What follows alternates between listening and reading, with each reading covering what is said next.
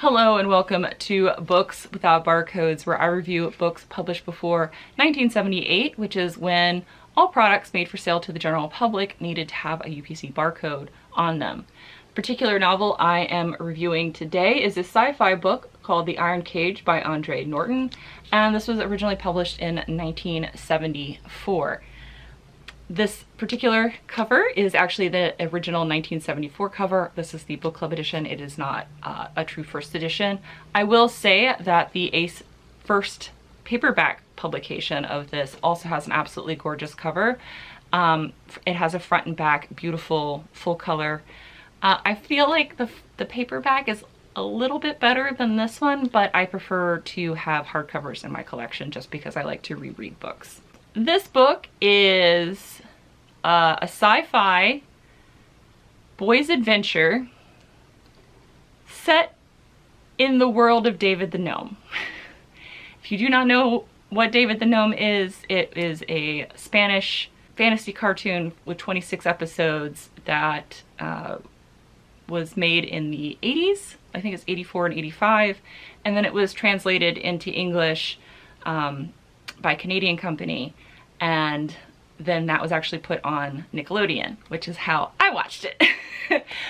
But when I was reading this book, basically the picture in my head, because I'm one of those people that see the story in my head very visually, it's like a movie, and it's either realistic or some kind of animation style based on the vibe I get from the book. That's the vibe I got from this book, was David the Gnome animation style. And when I got to the end of the book, I realized that I had subtly picked up on the allegory that Norton is trying to deliver in this book. So an interesting device that Norton used in this book is that the first chapter and the last chapter of this book have to do with each other,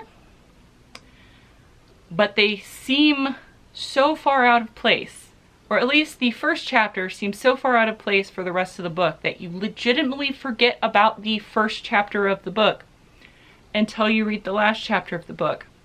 Because basically what Norton does is she opens the book with this one chapter that doesn't seem to fit with the rest of the book, and then if you weren't able to pick up on the allegory of the story, she then smacks you in the face with it in the last chapter and was like, this is the whole point of this book. If you couldn't pick up what I was putting down on this paper, here it is to you, spoon-fed.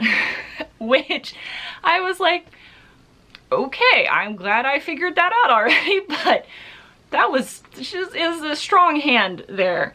But after you get past the first chapter, the core part of the book is a sci-fi boys adventure story where you follow Joni, and Joni's story opens up in a cage because him and his mother Rudy are human captives of an alien race that are referred to as the big ones in this story.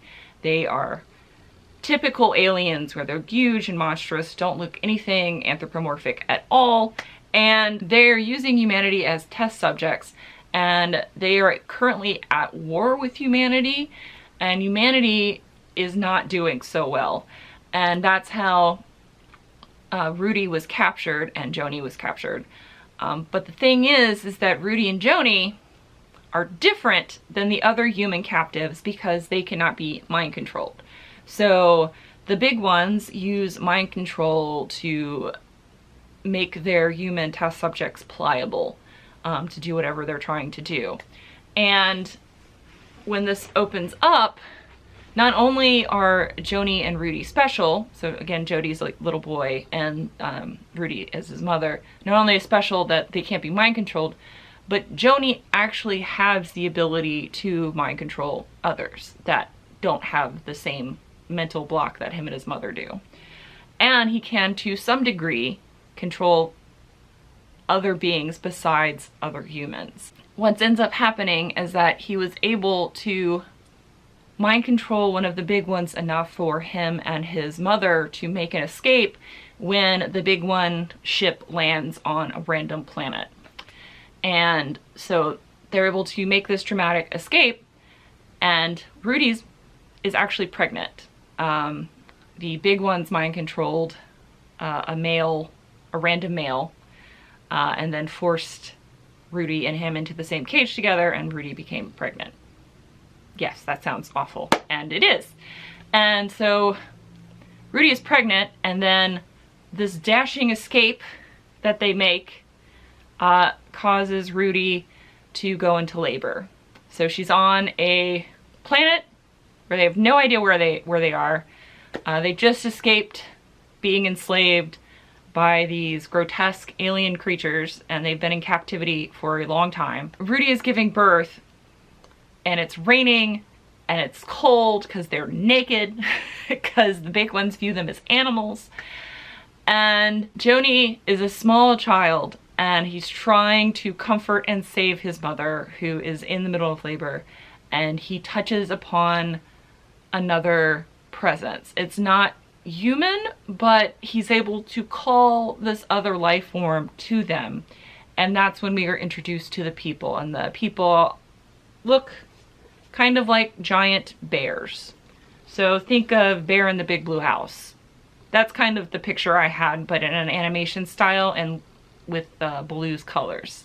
Like I said, very distinct visual picture. That might not be the visual picture you get, but I'm just trying to give you a descriptor that might be understandable. So he meets the people, and then Rudy gives birth to a set of twins, and everything is fine. And then the rest of the book is Joni's life with the people, Joni and the twins' life with the people. So throughout the story, you find out that humanity has been on this planet before, and that causes part of the main conflict in the book is the fact that humanity, when it was originally on the planet, actually had enslaved the people. So the people still helped Joni and Rudy because it'd been literal generations since that had happened. So they're wary, but they accepted them because they weren't the same. And it wasn't until Joni stumbles upon this stone area with with a bunch of artifacts from humanity's previous iteration on this planet did the conflict happen. And I really liked the world building. I enjoyed the two alien races. The fact that one was so viscerally awful to humanity, it was easy to have them be the bad guys. And then also to have the people, to create that culture around a race that doesn't speak human, but was responsible for raising humans. I found that was very interesting. I enjoyed the overall message of the book. I agree with the allegory, the allegory and the message in this book. The reason why I picked this was for a couple reasons. One, I wanted to read more Andre Norton after reading Elvenbane, which I will link up above the review to that book. Mostly because I've read a lot of Mercedes Lackey. I have Need tattooed on my arm, which is from one of her books. So I had an idea and a sense of who Mercedes Lackey was in the book, but I wanted to have a better sense of who Andre Norton was during that collaboration. And I think I kind of do now. But I also picked this book because I needed an Extra-Terrestrial book for New Worlds November. And this takes place not on Earth. So this was that, and it was awesome. So I did enjoy this book. I do recommend this book. Again, it is a boy's adventure, so it feels a little YA-y, but the overall message, the allegory of the book, I agree with. And again, if you don't get what the allegory is trying to give you by the end of the book, Norton smacks you upside the face with it for the last chapter.